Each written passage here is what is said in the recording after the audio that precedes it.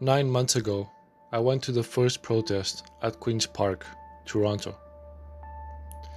At the time, I was asking others, what is the solution? I compared our situation to the cancer industry. In conventional medicine, they always focus on symptoms.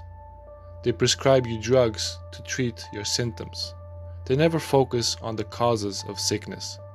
They never really give you a solution, something that will cure you. Most of you know why. By focusing on symptoms, they know they have a returning customer. In many cases, they can even make you a customer for life, calling your problem chronic. If you think about it, it's really great business, isn't it? Now, why am I talking of cancer, of symptoms, causes, and the medical field? Just like in health, we can look at the problems, the symptoms we have today, and spend the rest of our lives fighting these symptoms of a slave system. Fighting against vaccines, geoengineering, politicians, corporations, police, etc.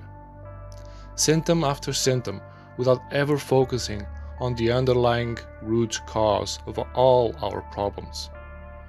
What is making us sick? What is making us enslaved? This government does not represent us. They do not serve us. Does this sound crazy to you? I can prove this from official government documents. This country is a registered corporation. The Charter of Rights and Freedoms tells you who it applies to.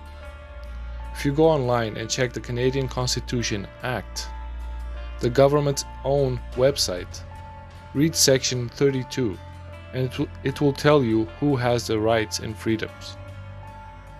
Government employees. There are more not so hidden truths in this document, but for the sake of time, please check them later. The Canadian Constitution Act, the Charter of Rights and Freedoms, were not written for the people, and they were not written by the people. We are in this present situation because of ignorance and deception. If we really want a way out, we have to build a way out. We have our natural rights. Nobody can take them away from us. It is time we use our rights and build the country we want to live in. What is the most powerful document a country can have? A constitution. Some of you might not know, but there are several patriots in all Canadian provinces working on this solution.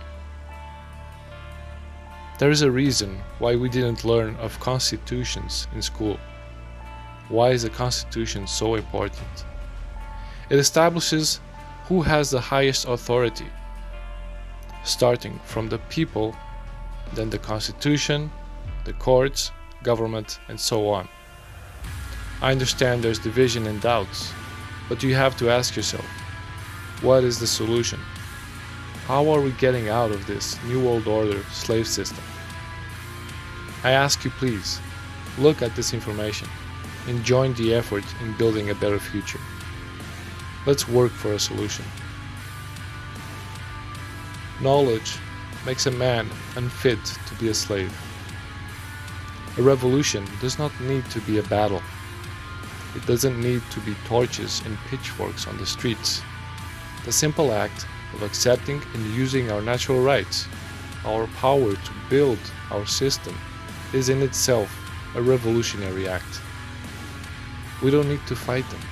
We just need to make them obsolete.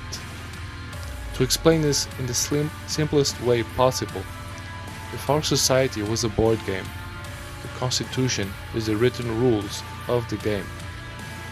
Are we going to allow the 1% continue setting the rules for us? Or are we going to use our power to make the rules of our country? Please, let's unite and make history. And this is not a fairy tale. This has been done in Iceland.